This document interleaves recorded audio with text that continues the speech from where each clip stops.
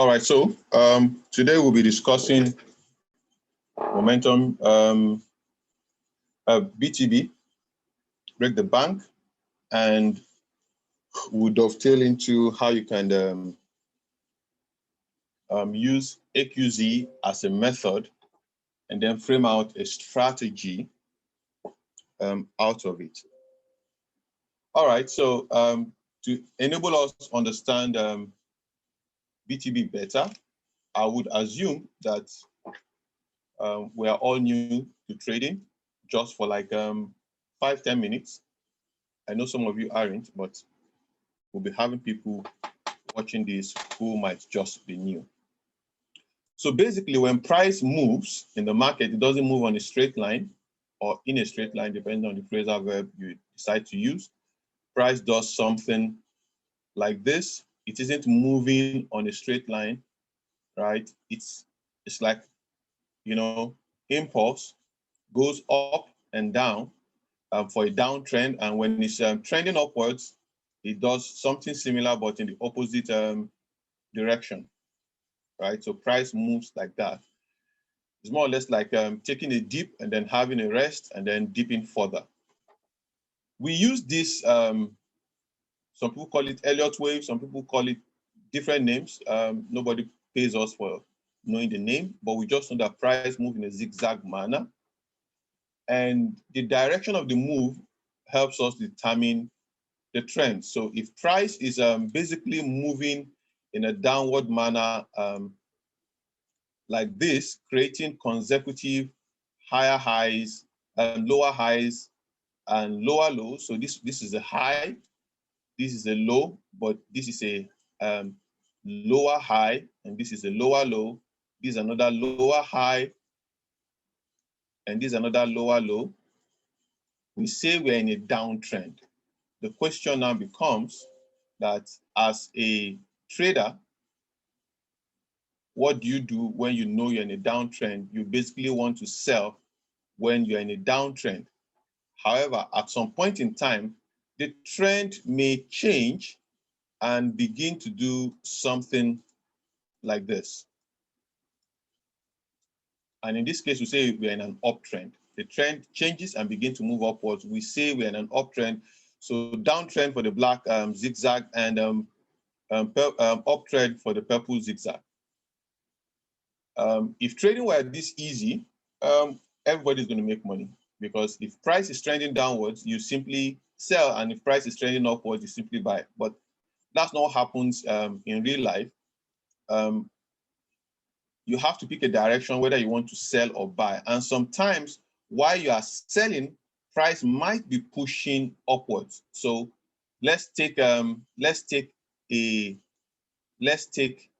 sell for our example to explain what break the back does for us. So let's say we're in a downtrend like this. Let's say we've been able to establish that we're in a downtrend. The prime points of entry for a sell will be at point 2 and at point 4, right? Of course, we could also make some other sells in between, but you should be entering for a sell after you've been able to establish point 2 and point 4, right? You don't want to be selling when price is making this move. You don't want to be selling when price is making this move, right? You want to sell when it is making this move and then this move down, right? So again, another way of explaining this before we go into the beat the bank is that when you come new into trading, one of the things you are told to do is do what we call top-down analysis. So with top-down analysis, you are told to trade in line with a higher time frame trend. And if you've been in this industry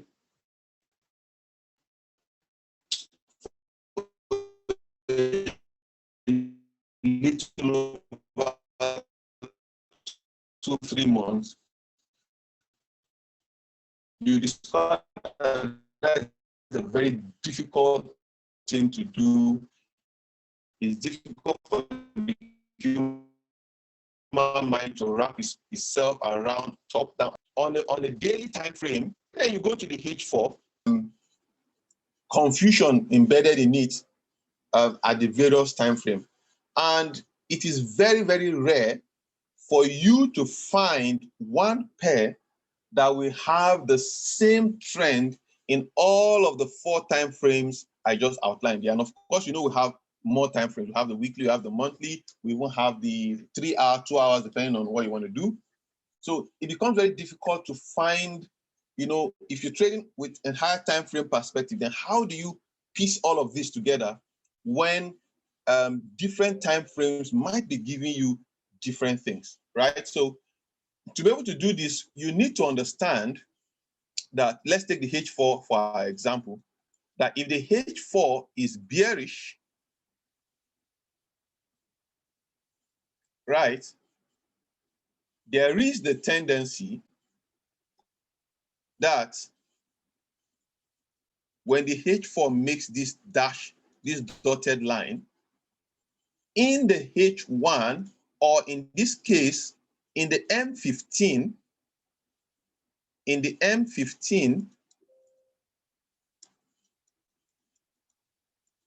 this dotted line would have established an uptrend, something like this. Right? Note, the brown is H4. The pink is M15.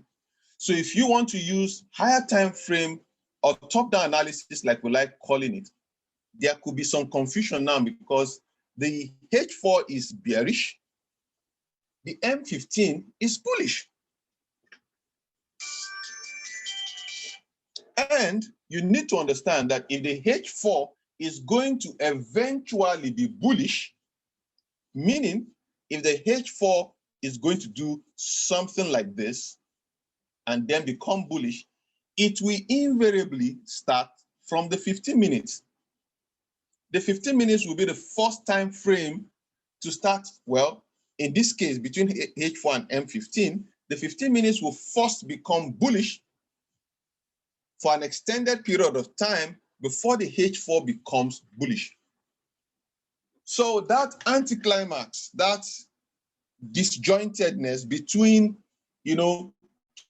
trading higher time frame from the lower time frame perspective and anticipating a change of the higher time frame trend from the lower time frame perspective causes a lot of problem, right? Again, I'll take that.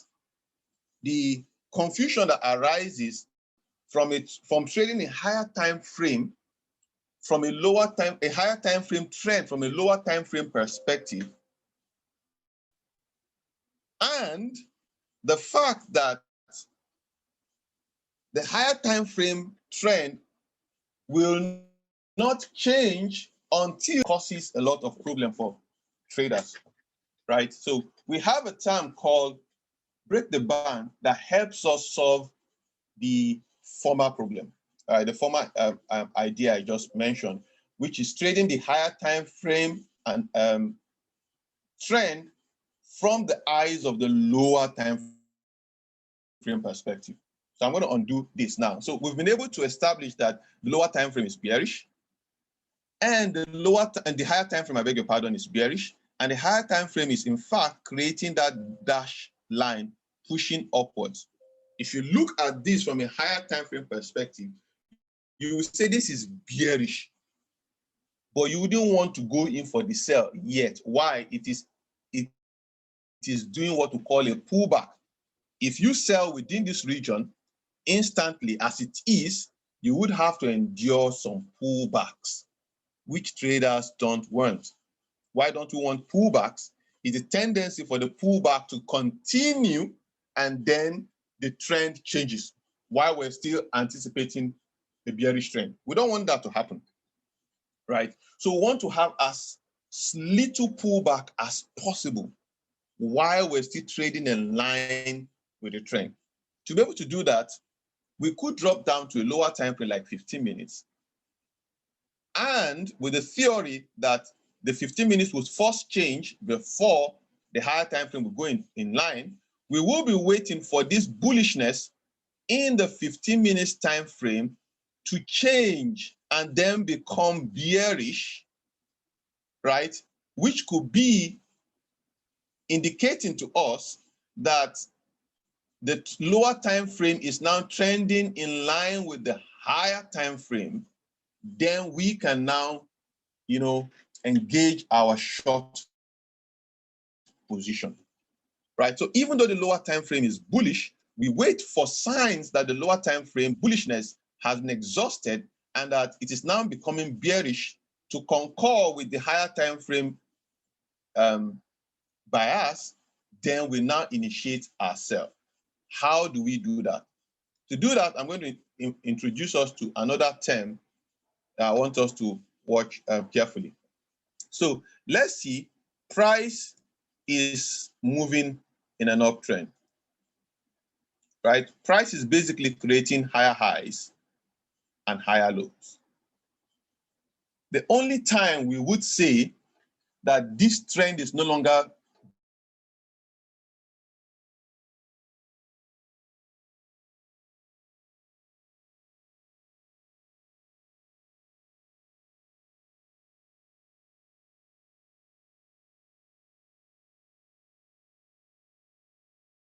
no, 0.0 is the low, 0.1 is high, 0.2 is a higher low, 0.3 is a higher high, 0.4 is a higher low, 0.5 up there is a higher high. You should be expecting another higher low, right? But rather than having a higher low, we are now having a lower low. We are now having a lower low. Notice 2 is higher than 0, 4 is higher than 2. It keeps going higher. Now let's go to the upside. The upside, 1 is higher than 3, and 3 is higher than 5. What we'll be expecting is point A. Let me take this out. What we'll be expecting is point A should be lower. Point A should be something like this and then push higher. But rather than have that, if you have point A coming lower than 0.4, then you have what we call a break in market structure.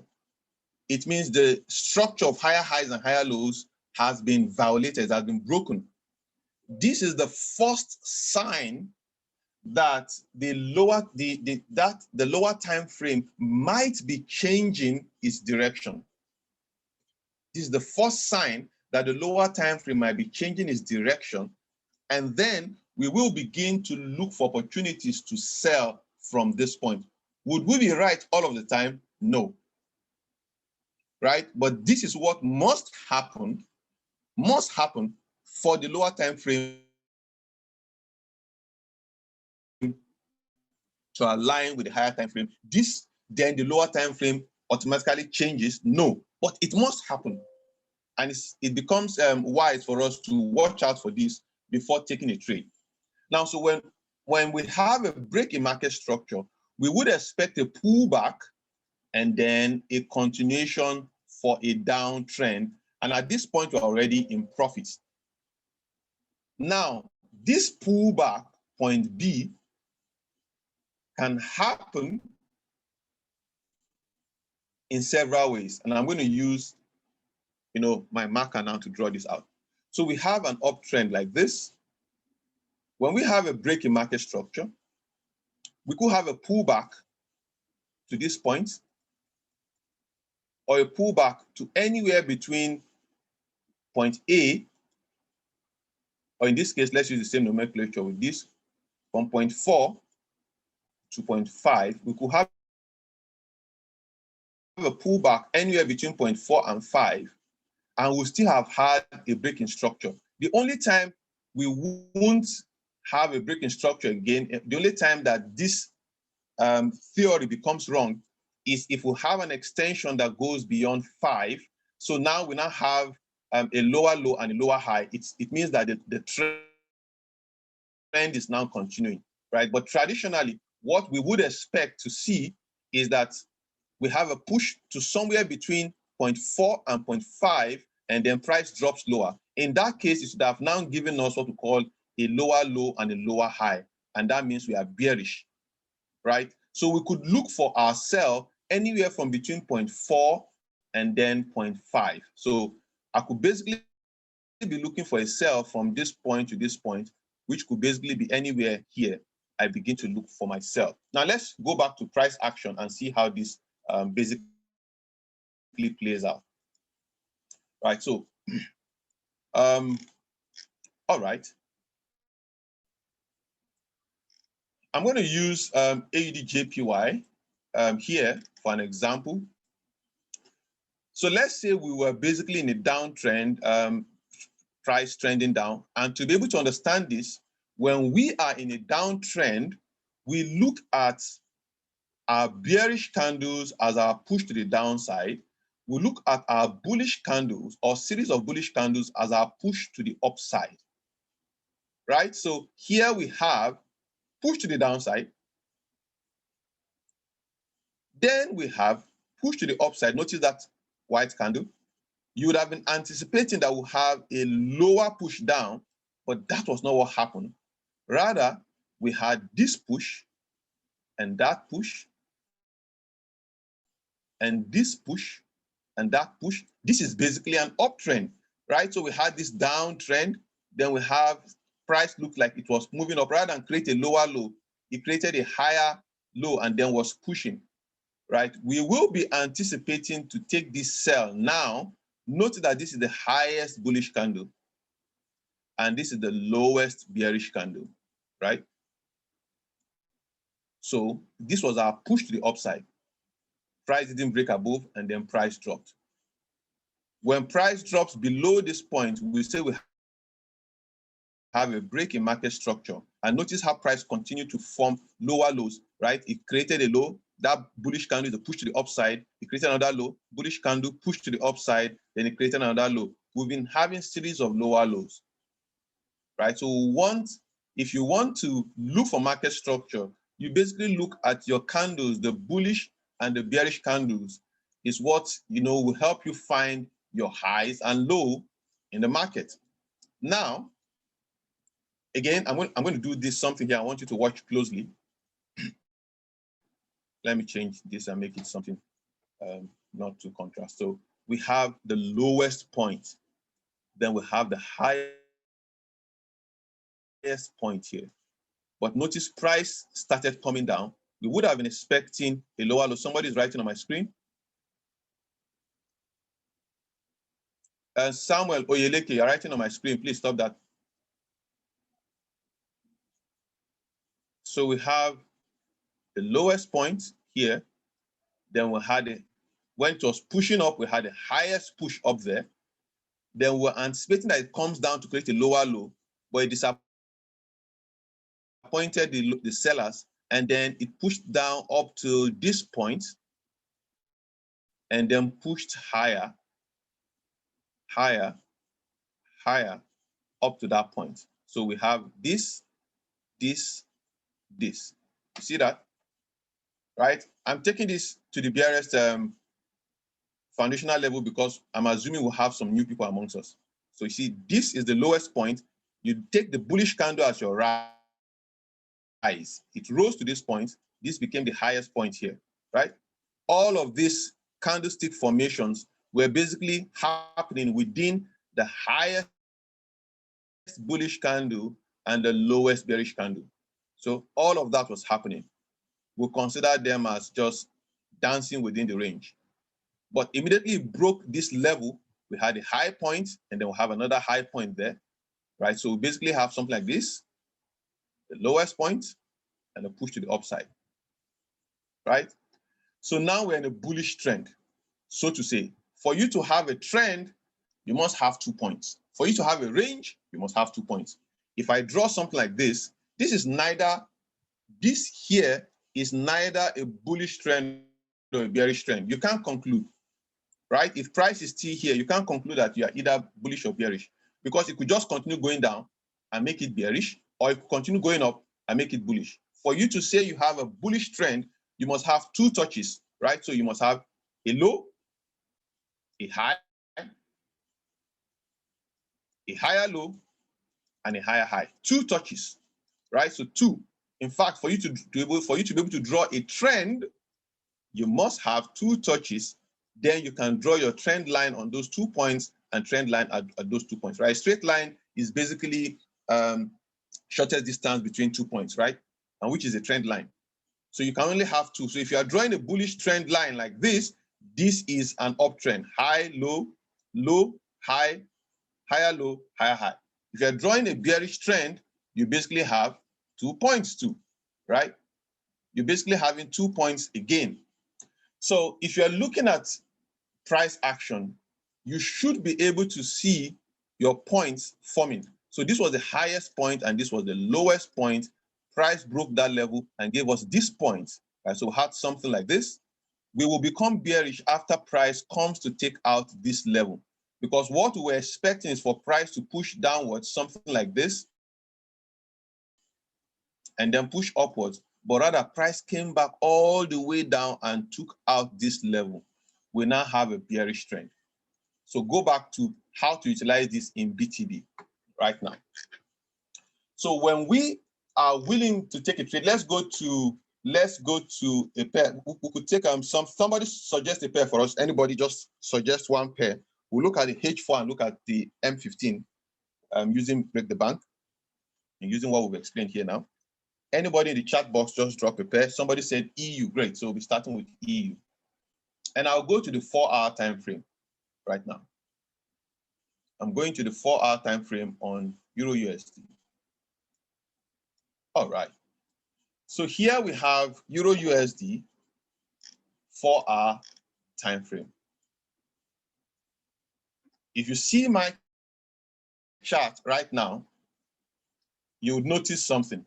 This is what you see: high, low, high, low, high, even much lower.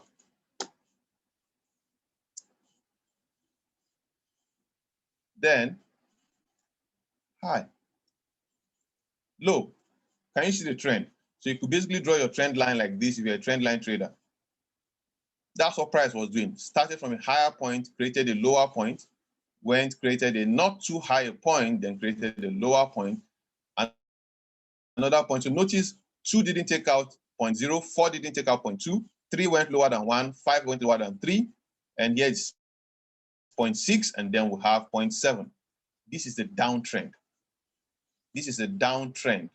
And you notice how the prophetic candle pretty much called out the peaks for us, right? They pretty much called out the peaks where we could actually begin to look for sales. That's what the PH4PC did for us, right? I'm going to be able to explain break the bank. I'm going to use the present H4 prophetic candle as an example. So we basically had a bearish scenario here, right? Let me magnify this a little so we can all see. Okay. So notice we had a H4PC bearish. H4PC bearish. And that arrow signifying bearishness appeared after we had this break in structure, right? We had a break in structure here, believe it or not, 2 bullish candles going up, and this candle closed below, break in structure. We were now anticipating price to push back a little to sell. We're in a downtrend on the H4. We want to take a sell from within this zone. So what do? I'm going to box out this zone right here, box this out, and then we'll see how we play break the bank inside this place. Right, so now I'm going down to 15 minutes.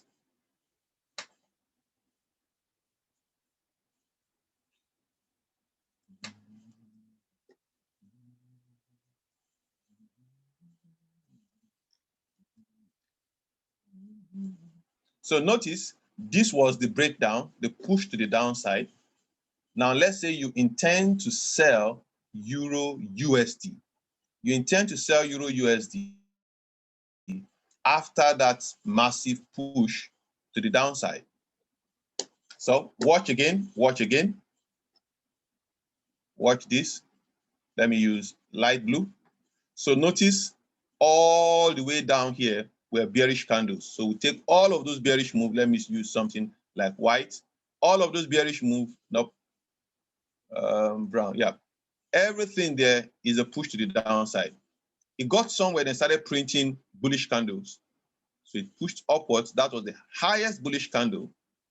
And this was the lowest bearish candle, right? Then it dropped and created a new low. Then pushed up to create a bullish candle.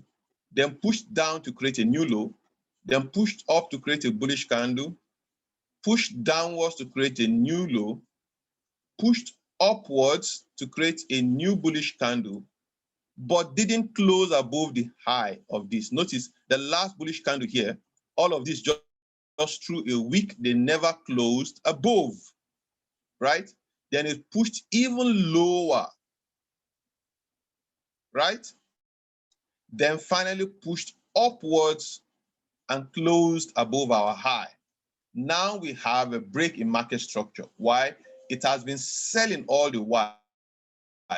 Suddenly it pushed upwards, violated the lower low, market structure, and started going upwards. Now we know that on the H4, our bias is for a sell. We are supposed to be selling on the H4. We are supposed to be selling on the H4. But because we're selling on the H4, doesn't mean that since we immediately see the H4 PC, we will just initiate a sell. If we initiate a sell, again, I'm going to go back to H4 here. Permit me to go back to H4. If I come back to H4, notice this again. Right, so we saw this candle, this bearish PC arrow would have appeared upon the close of this candle, and this candle closed right about here. If you initiate a sell instantly, you would have to endure this 24 pips pullback before it eventually melted. You have to endure this 24 pips pullback, right? So what did we say? If the H4 is bearish, we first wait for the 15 minutes to create some form of bullishness. Then when the bullishness gets exhausted and it begins to become bearish on the 15 minutes, then we begin to look for opportunity to sell in line with the H4 bias. So let's go back now to 15 minutes and see how we do this. Back to 15 minutes now. All right, so we've been able to establish, right? So notice this was the close of the H4. Remember that line? Then notice how price started pushing upwards, creating bullishness. So now we are going to take out time to mark out the bullishness here. So it pushed up, created a bearish candle, then pushed up even further, then created a bearish candle. The last bearish candle happened to be this one here, and this was the low. This is the lowest point responsible for that high. Then it pushed lower, then created a new high. Notice how this high is higher than this. Notice how this high is higher than this. So what was the bearish candle responsible for that push, right? You could basically say it is either this or this. So I'm going to use this. This was the last bearish candle responsible for this highest point, right? So I'm going to use horizontal rays now to mark out these points. So it becomes neater. So we have the highest point so far there. The bearish candle responsible for that highest point happens to be this. So we were having higher highs, higher lows, higher highs, higher lows, higher highs. Now notice how this candle broke this low point. Once this candle broke the lowest point, it has invariably given us a break in market structure. Again, sorry for those who already understand this. We're doing this basically for YouTube and some people who might not understand market structure already. So notice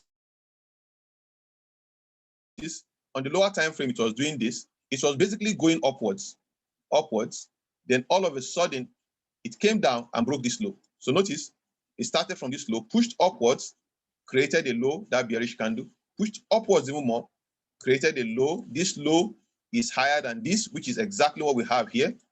Then pushed higher, then it came back and closed below this low, right? It closed below this low. So that gives us our break-in market structure. So, right, so let's clear this up. Now, so if I'm to use the market structure concept, this was the lowest point before this high, but this was the lowest candle before the high was created. For the purpose of break the bank, we would want to use the lowest candle responsible for the high. But if you prefer to use market structure, so if you're on SimplyPips, you notice one of our guys here, Ifraz, he likes using market structure to draw his fibs. I'll explain that too today. So if you want to use market structure, this is the lowest point, the new low for this high. You can't call this a low yet because it hasn't taken this high. This was the low before the high. But if you're using traditional candlesticks, this bearish candle is the lowest down candle. All right, it is the last down candle before the high. The last down candle before the high. Right? That last down candle before this high becomes our break the bank candle. This is the candle we want to see. So let's start again from here. Price pushed upwards. This bearish candle becomes our break the bank candle. We only look to sell if price closes below it. Price never closed below it. Price came close to closing below it, but never did. Never trust the candle when it closes. Even if you push it up, it can always go back up. So came down below.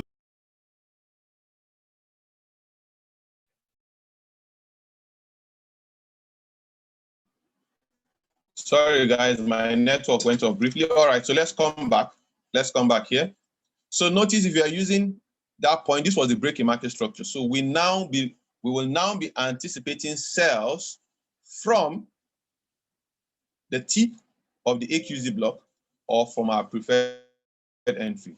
So if you're trading Euro USD and you wanted to trade it in line with the H4 bias, and you want to trade using break the bank. Remember, it's not a must for you to use break the bank. You could basically set your limits and take a walk if you're a busy individual. But if you want to reduce your stop loss, then you might apply this, right? So if you're applying this, you have two options. You could trade from the preferred entry, or you could trade from the tip of the AQZ block.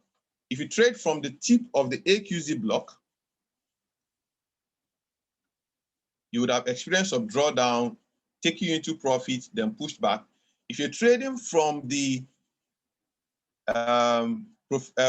preferred entry, you basically would have been fielded in somewhere around here. And you possibly, depending on where you want to put your stop loss, I'll get back to that towards the end of this discussion, because I said you can't just use AQZ blindly. You should have a trade plan. So let's say our trade plan is that I want to have my stop loss above the preferred entry of the H4. I want to have my stop loss above the preferred entry of the H4. Let's say that is my my strategy for trading this. I would have gotten in here, my stop loss above there, and then I play. Some other persons said, no, I want to have my stop loss above the AQZ block of the 15 minutes. Now, so for such persons, they would have had a 1:2 trade in this drop. they would have made 2%. If they're risking 1%, they would have made 2% of the account before price pushed up to go back to the stop loss region, right? So whichever way you traded this, you could either have had a winner or a loser, but this is the concept of break the bank. So let's assume that you actually place your stop. Let's take the worst scenario.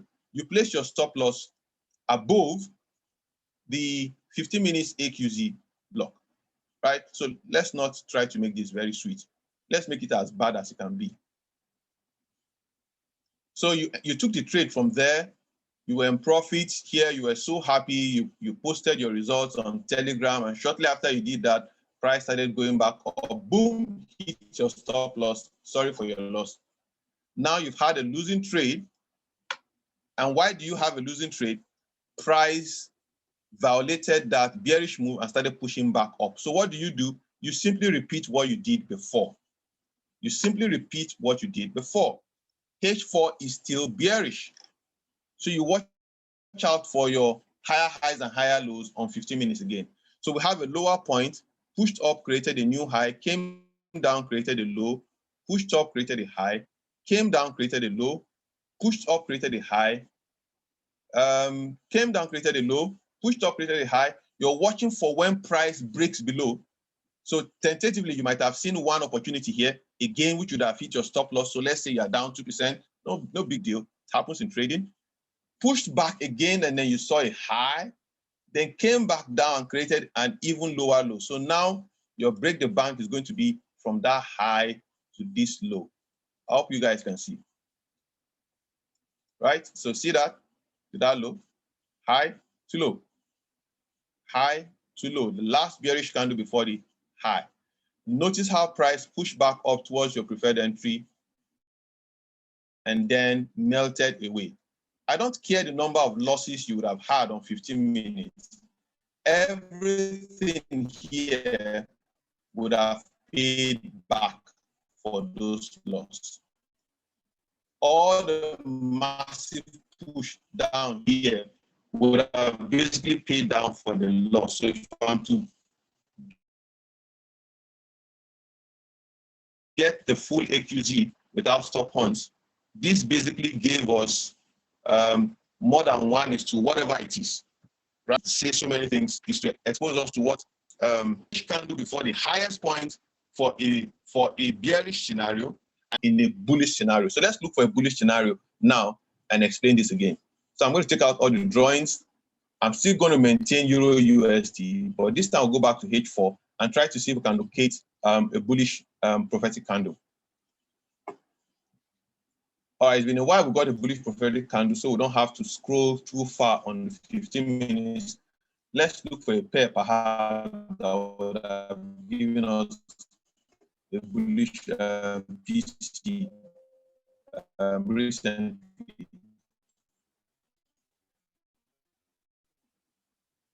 Let's see if there's anyone that would have given us a bullish PC recently.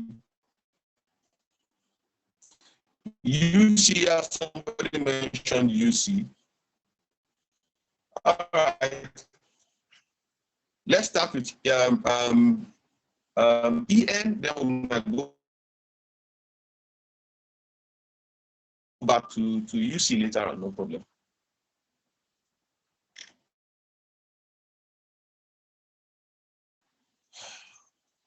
Okay, so we basically have a bullish PC here. Please note the steps. Right, first step, I have a bullish PC. I'm going to feed my bullish PC.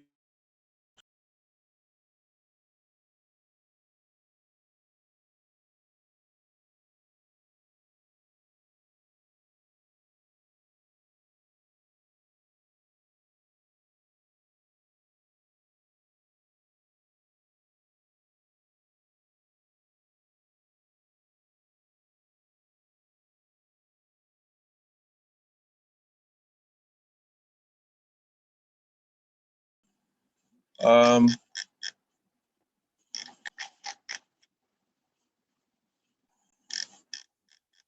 right, sorry for the break in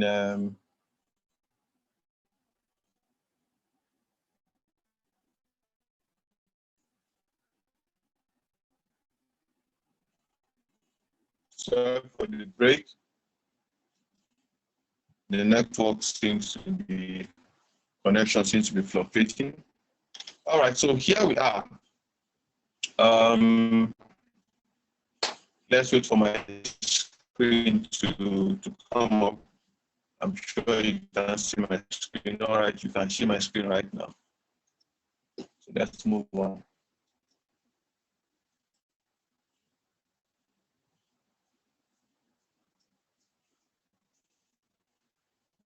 Hopefully, the connection is better now.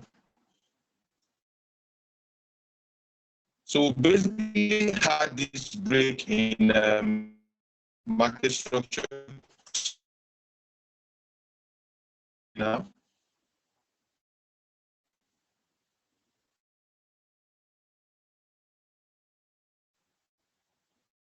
So please confirm you can now.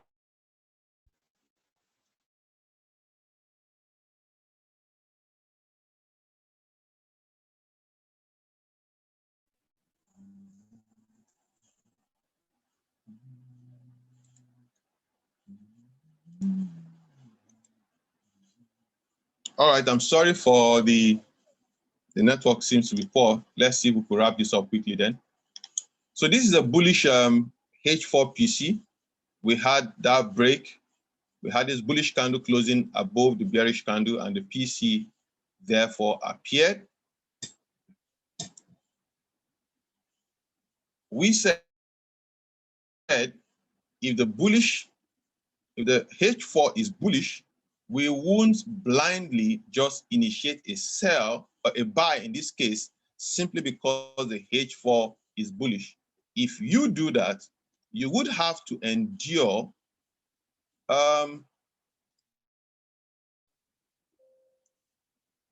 some drawdown of 19 pips or 17 pips, and there's every likelihood it could continue for even much longer.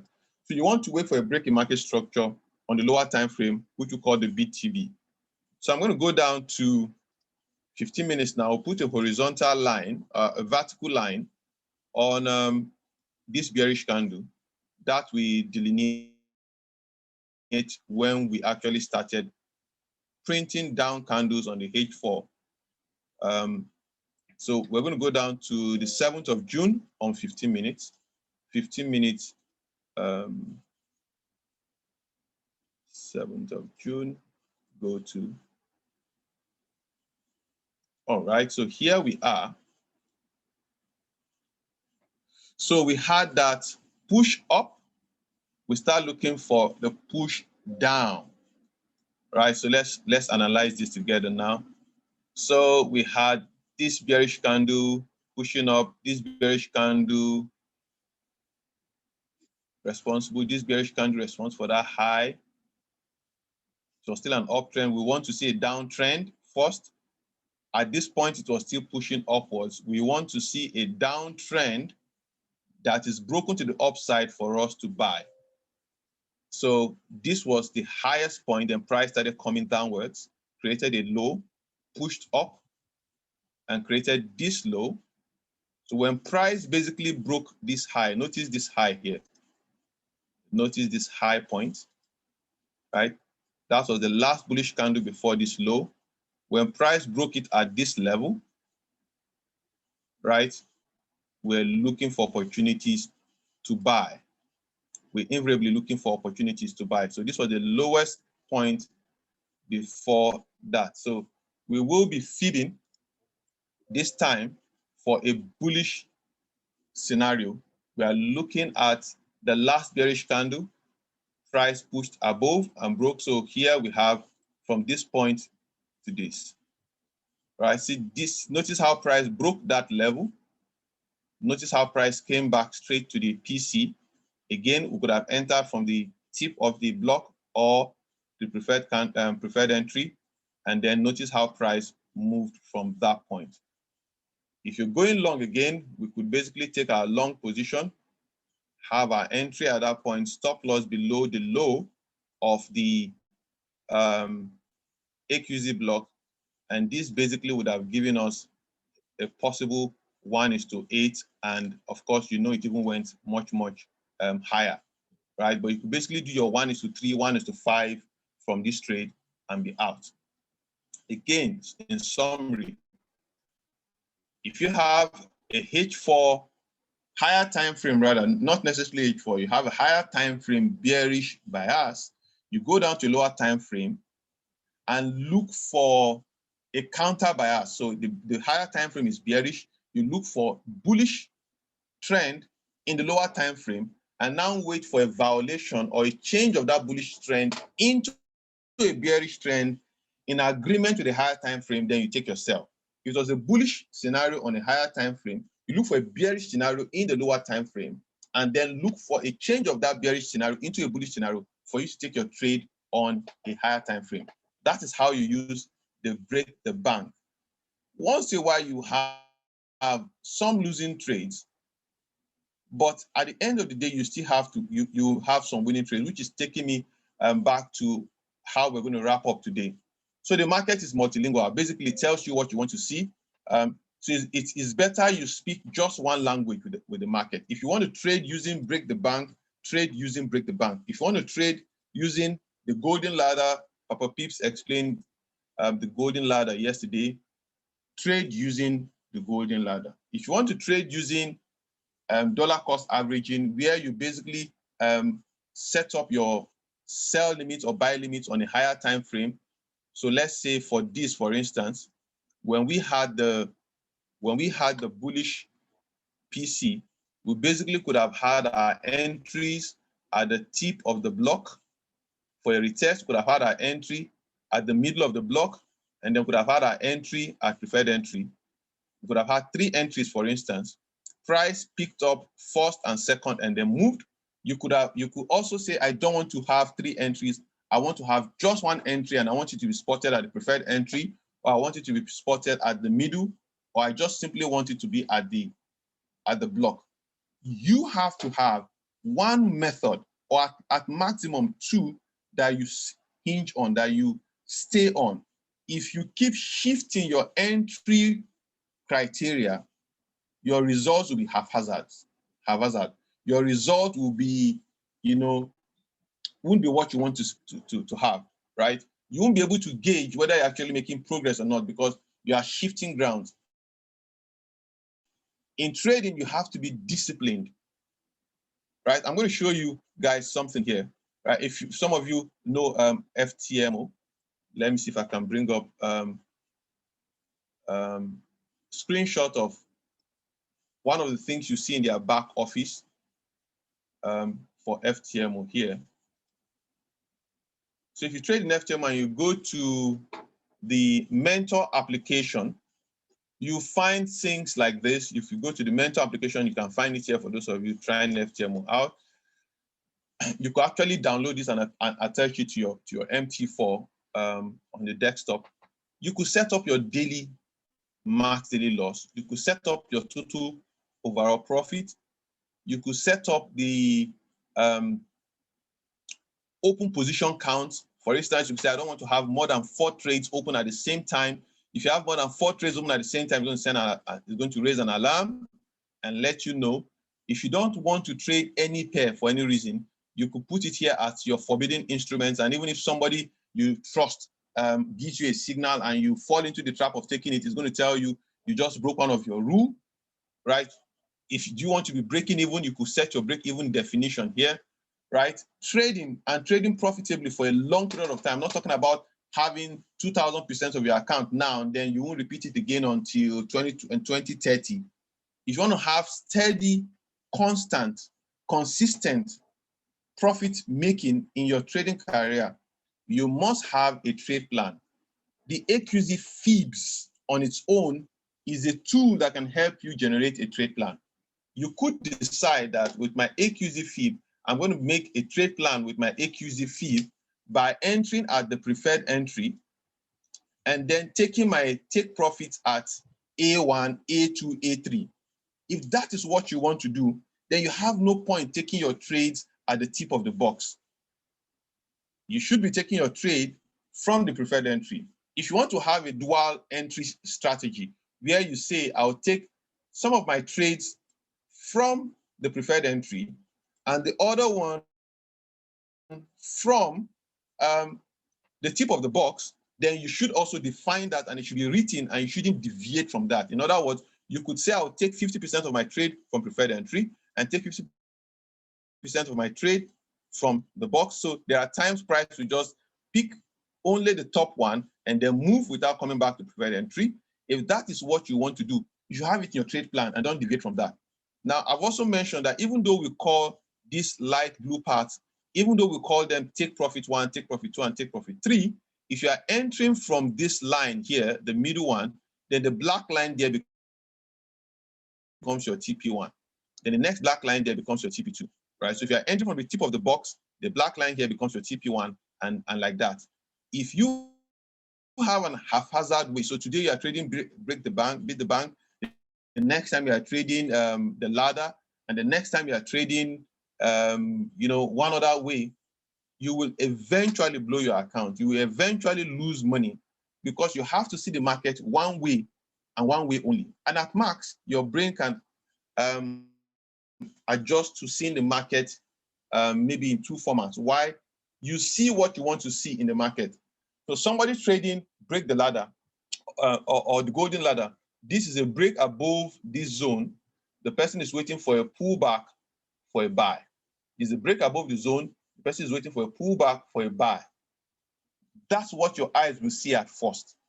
For those trading BTB, they won't be comfortable simply taking a buy just because price broke above.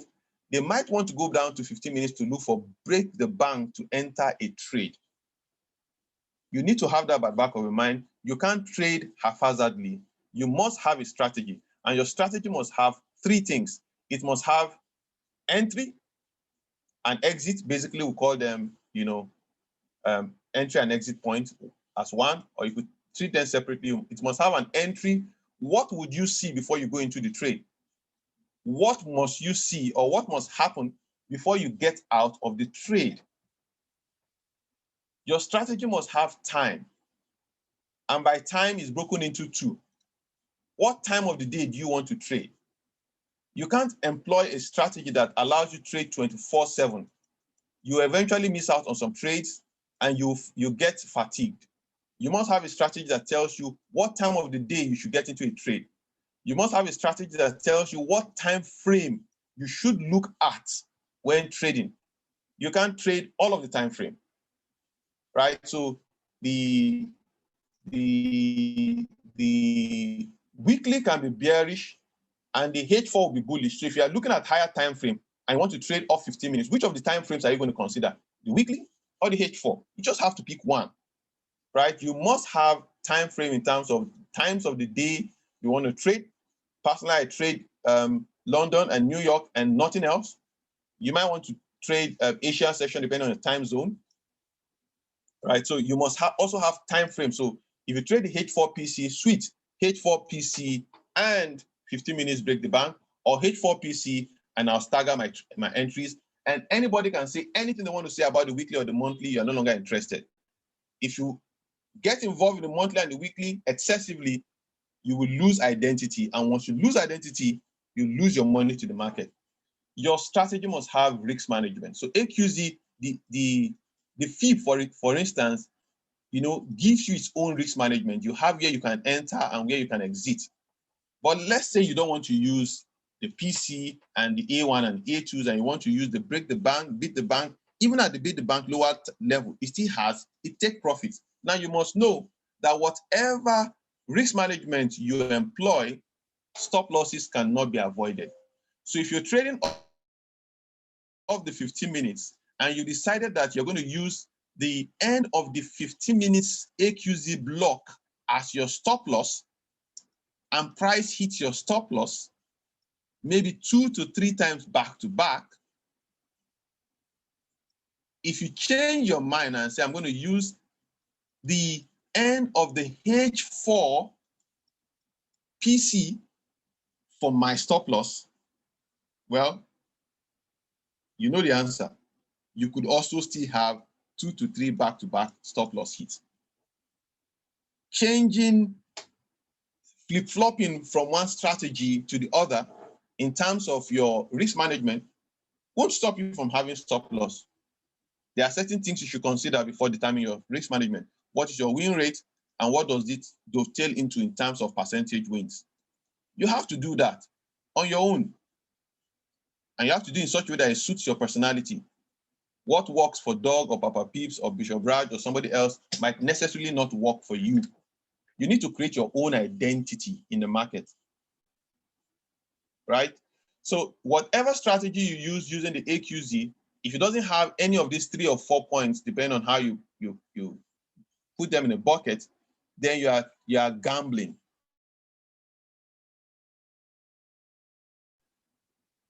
You're gambling. So we have a system that automatically tells us, go in, you have your H4 PC, you need to decide now, do I want to restrict myself to trades from the H4 PC, preferred entry? Do I want to trade stagger? Do I want to look for break the bank or beat the bank, whichever way you want to call it? You have to determine one and then stick to it. Last thing I'm going to say before we call it a wrap is this. Number of pips means nothing. Right? So I saw somebody posted in the group, how many of you caught the massive, I've forgotten the number now, it's 120 pips in gold. Sometimes it's just impossible to catch all of this, right? While you're waiting for it to go lower, it could now start pushing upwards, and then you've lost some of the wins. You must have a systematic way of getting out of the market, which is what I explained in terms of entry and exit. You must have a systematic way of getting out of the market. Some persons will use fixed risk to reward ratio. I'm going to go in for 1%, and when I make 3%, I'm going out. Even if the price gives me 30% after I've gone out, I'm comfortable with my 3%, and that is that. If you try to catch everything in the market, you'll be caught by the market. The market is bigger than your portfolio. You can't be smarter than the market. You can just be as smart as your trading strategy. So I'll give you another picture before we move on. So here is how I traded gold yesterday and then today. I missed out on this massive move on gold. Notice that massive move on gold. I missed out on that massive push on gold. And while everybody was like, we made massive money from gold, I was confused because I didn't make massive money from gold. I'll go back to gold so that you see, this is gold, right? Of the H4 PC, gold was bullish. But people say they made money from gold. If I was going to trade gold, then I would have lost this first trade, basically, because I was basically looking for bullishness based on the H4 PC. Fortunately for me, I don't trade while FOMC is on, so I didn't take that trade. But I got another entry for myself, which is what I just showed you guys. So here I have a signature entry, right? You basically could see my entry, it broke, came back for a retest, that was my entry. My stop loss is there, that's SL. And then in 2 candles, boom, hit my take profit, I'm out. Then today, this is my entry again. It broke out, that was my entry, it picked me out, that's my stop loss. This is my take profit, right?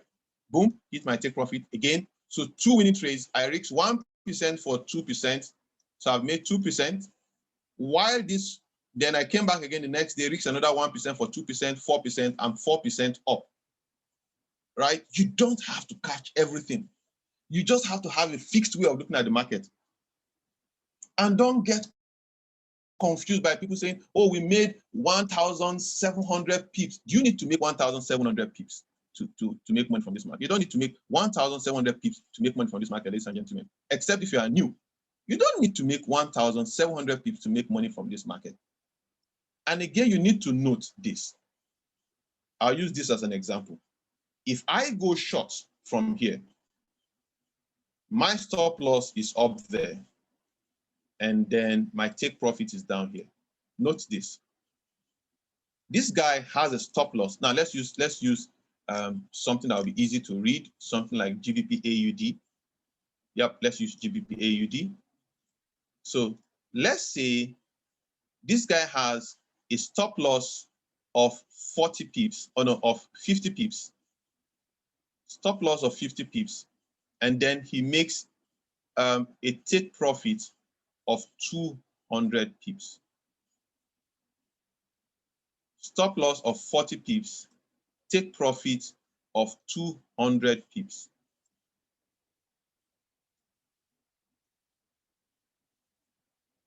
Right? So this guy will basically have made 2% of his account. Now let's look at the next person. This next person has a stop loss of 20 pips. And then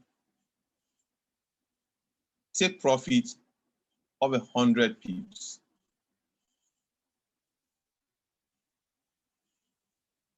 Please put in the chat box who made more money. I'm rounding up right now. Put in the chat box who made more money, A or B. Again, stop loss 50 pips. Take profit 200 pips. Here, stop loss 20 pips. Take profit 100 pips.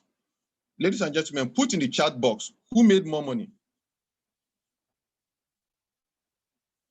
A or B, who made more money?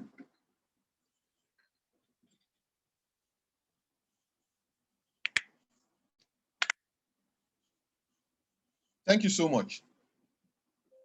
B made more money. But who do you think will be most vocal, most likely, most vocal on Telegram groups and social media? And who do you think most people will want to emulate? A, 200 pips. 200 pips. Now you made 200 pips and you just made 4% of your account. And this guy went for 100 pips and made 5% of his account. Yeah. So guys, please. There is recession all across the world, irrespective of where you are in the globe, there's recession. We could use this medium to make high level of discipline and professionalism. Forget about the noise and go straight for what you want. If you're using BTB, please stick with BTB. If you're using the ladder, the golden ladder, stick with the golden ladder. Dollar cost average, stick with it. Stick with a particular time frame, and please stick with at most 2 pairs. You can't trade everything. At most 2 pairs. Ladies and gentlemen, I'll give room for 2 questions, and then I must call it a wrap. We'll continue this next week. 2 questions, and then we'll call it a wrap. You can unmute yourself or simply just type in the chat box.